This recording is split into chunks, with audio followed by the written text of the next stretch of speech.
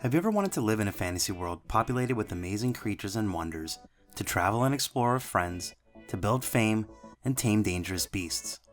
Well, Dark and Light may be the digital answer to your wishes. At least that's what developer Snail Games wants you to think. The game released in early access on PC this month after a long development process that also saw the game rebooted from the ashes of a failed launch all the way back in 2006. With a new team at the helm, does the gameplay hint at the potential we've seen in trailers and early looks? Let's conjure up some insights with our Dark and Light early access review. Ages ago, the world Gaia was attacked by dark forces and collapsed, plunging the world into darkness. Many sought exodus to Alpha, one of Gaia's satellite planets, unwittingly bringing the dark forces along with them. As a result, Alpha's atmosphere has been adversely affected, causing some strange occurrences on the planet during the night. During the day, Alpha's landscape is peaceful, but once the sun sets, the planet immediately plunges into chaos. The world setting of Dark and Light is generic as far as fantasy standards go, but it's still sufficient to satisfy most RPG lovers. It takes place in a medieval fantasy land, settled by humans, elves, and dwarves. The map is huge and beautiful, teeming with diverse fantasy wildlife. There are awe-inspiring air islands and underwater scenes, dragons, centaurs, everything you could hope for in a fantasy world. So how does it play? The concept of Dark and Light is a little bit like Ark Survival Evolved, with some fantasy RPG elements added in.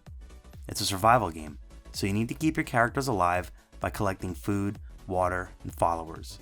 You can fight environment, build houses, and mount animals just like in Ark, but in Dark and Light, your characters can cast spells or magic that makes the game much more complex and interesting.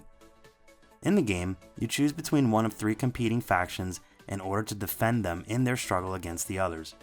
The game is a competition of resources, exploration, and survival, and you'll have to be on your toes against players from opposing factions.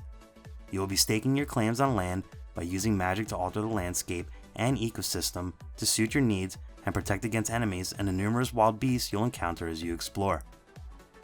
Magic is a huge part of the game, with over 100 spells spanning a range of elements. It's an advanced magic system where you can tame mounts, craft weapons, fight enemies, and more. Magic will also be used to build structures, craft gear, and transport your resources across the world, making the entire magic system a crucial part of the sandbox play. The game will also have over 14 different melee and range weapons in all, including bows, swords, daggers, and more. The skill system is also impressive. No skill points are needed. Instead, you can gradually learn a skill through related activities. This makes the grinding process much more tolerable, and what kind of character you finally get is all based on your playstyle. So in practice, you may think that lack of proper actions will make this game hard when fighting the tougher enemies, because how can you not dodge or block when you fight dragons or element monsters alike? Ironically, this is completely not the case due to a bug in this game. Specifically, the poor enemy AI makes most of the creatures somewhat dumb and a little bit blind. And right now, some of them don't even fight, although they're higher level than you, and are supposed to be hostile and aggressive. There's also some poor optimization affecting gameplay. Every time you run the game, Dark and Light will take 10 minutes or longer to load in. There are also some oddities that are expected for an early access release, like skeleton animations looking wonky, and currently there's only one action for all interactions, namely attack, harvest, and more, which makes for some odd looking moments. Furthermore, your character always looks at where your mouse is pointed, making him or her seem kinda jerky, kinda silly. If you're looking for an action-heavy, fluid game like Dark Souls and Neo, then this game may not satisfy your interests, at least not right now. Despite all of its good features and potential, Dark and Light is still in its very early development stages and is in certain need of more polishing.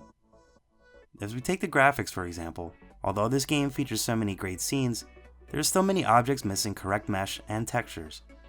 Once in a while, you notice a certain item, a boulder, a table, or wall that doesn't fit into its surroundings. Instead, they look like some kind of 16-bit prehistoric remains in a 64-bit world. Some vendors in cities right now just stand there half naked because the devs haven't created any clothing textures for them yet. This will no doubt be addressed, but still worth mentioning at this juncture. The cinematic soundscapes and ambient sounds are what you would expect and fit the world. Dark and Light has promise but has bugs and some weaknesses. However, the developers are putting effort into making it a better game. Within the first week of the early access release, Snail Games has already released 2 major patches, along with several small fixes. Some of the issues that showed up on day 1 have been satisfactorily solved. For example, in day 1 there was no PvE server, and people were being slaughtered quickly by much more PvP focused and high level players.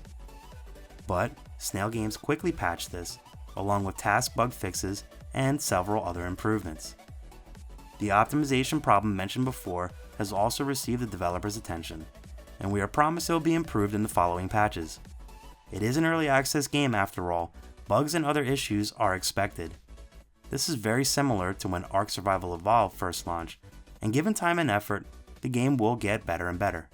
For right now, the jury is still out.